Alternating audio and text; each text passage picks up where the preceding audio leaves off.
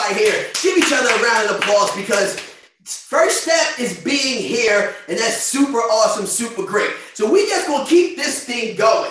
All right, so right now, right, I need for everybody, first and foremost, do anybody want to know about outsourcing? Is that something that you need to know about? Let me know. Is that something you need to know about? Put in the chat. Is that something you need to know about? Put outsourcing in the chat if you need to know about it. All right, because we're going to put some pressure on Ty right now to make sure that he deliver everything that you need when it comes to outsourcing. All right, come on, put it in there. I needed to run really quick for Ty to jump on here. Let me see outsourcing. Come on, let's do it. Come on, let's go. Let's see it down there in the chat. All right, here it goes. Here it's running. Ty, I hope you're ready, because it's coming, Ty. Ooh, you see it in the chat. It's coming. Come on, Ty, where you at, man? Keep it going. Let me turn you up. I'm turning you up. Come on, Ty, come on. Keep it going. All right, hopefully you guys can hear me. Let me know if you can hear me. Give me a yes if you can hear me in the chat box really quickly. Give me a yes, give me a head nod, give me something. All right. So the other day I talked about outsourcing, and I promised that I'm going to get back to you guys with this and give you some of my templates and really go into detail, right, on outsourcing and hiring a ghostwriter for fiction. So how many people want to understand that process more? On Friday, we kind of covered nonfiction, and we used our example of keto dieting, right? And then I said, okay, we're going to, on Sunday, take a deep dive and look into outsourcing for fiction. And how do we go in and hire a ghostwriter if we want to write for, or if we want to publish romance or sci-fi or mystery or any of the other genres that fall under that category there. All right, so let me share my screen. Now, I want you guys to make sure, I'm going to give you a couple of minutes to grab something to write with, something to take notes on. All right, so do that. And once you have your pen, your pencil, your notepad, let me know. And just put ready into the chat box. All right, put ready into the chat box once you have it there. Go ahead. All right, so do that. Man, this is a bittersweet day right here, right? Would you agree that this is a bittersweet day because it's our last day? Well, it's bittersweet because we're back. Number one, we're alive, we're healthy, everyone's excited. But it's bittersweet because this is our last day here. And oftentimes when we do these things, I don't want them to end. I was just telling the team that as well, right? It comes down to the wire, and we really don't want to end. We kind of get this feeling of, can we keep this thing going? How many people feel like that? Let me know in the chat box. How many people feel like, man, if only we could keep this thing going, right? Wouldn't that be cool, right? It would be really cool. Here's what I want you to do, guys. I want you to vow to let this be the brokest day of the rest of your life. The brokest day of the rest of your life. All right, how many people vow to let this be the brokest day of the rest of your life? Right, as we were having our team huddle just now, you know, one of the things that the incredible Stephen Pierce brought up was, you know, if you guys apply this thing, if you take the process and take what we give you, this literally can be the brokest day of the rest of your life. And as I go into outsourcing, I'm going to show you how you can use this segment of it, right? Outsourcing to get someone to do 90% of the work for you and help to make this the brokest day of the rest of your life. Yesterday, I said that it comes down to you simply making a decision. That's it. It comes down to you simply making the decision, and no one can take that from you. No one can take. And you know what's so cool about it is it doesn't matter what area of your life that you make that decision in.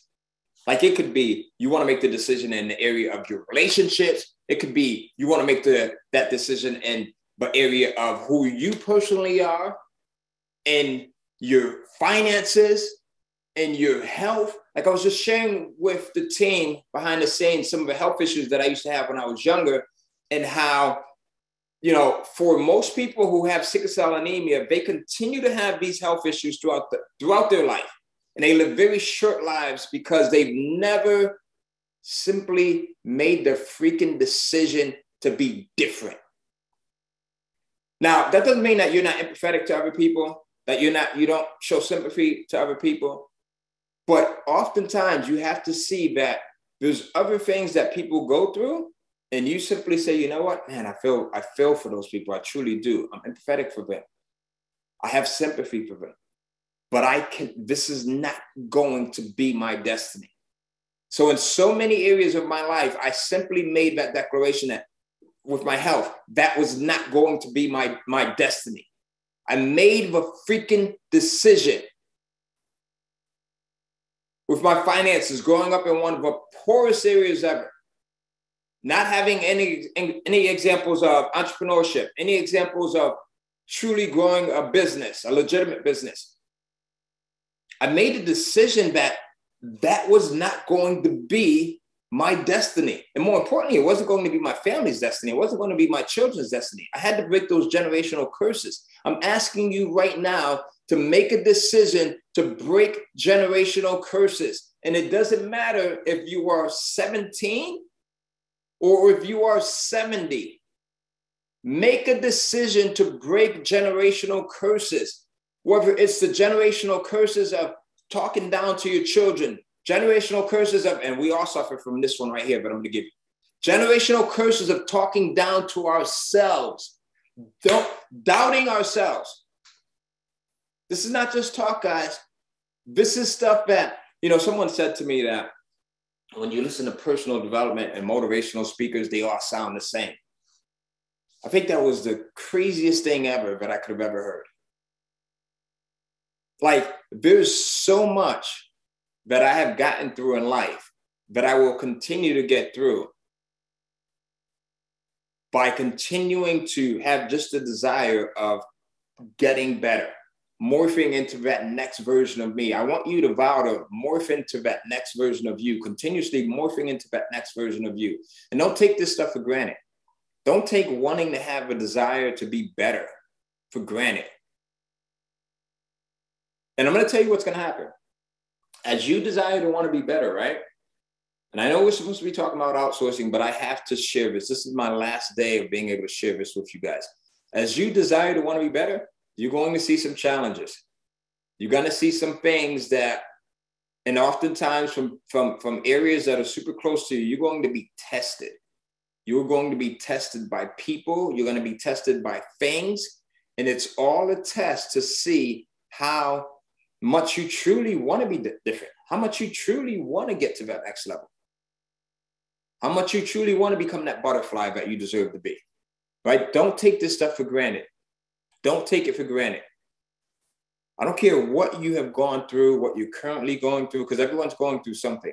If you're not, you either just got out of a situation, or you're currently in a situation, or you're heading to a situation. But as long as you remember that there is a way to handle it, as long as you're alive, as long as you continue to vow to want to be greater, life comes from us continuously wanting to produce and wanting to get better and wanting to get greater and greater. That's it. The moment you stop having that desire to want to get better and better and to grow, that's when you start to die. Right? That's when you start to die. So I'm going to get off my soapbox now here. I'm going to continue to talk to you about outsourcing. We'll talk about outsourcing for fiction. Let's jump into it. All right. So now that you know exactly what will sell for you, right? We talked about doing market research. We talked about going in and not reinventing the wheel. We talked about going in and doing this in a way where we're going to be very scientific in our approach about finding out what's selling so that we can go and kind of model this material, right? Whether it's fact or fiction. Now we're going to go in and look at how do we really hire a qualified ghostwriter? How do we put this post up so that it speaks to people that have the ability to research and write the material that we need them to research and write for us, all right? And at the end of the session, I'm actually going to give you my hiring template.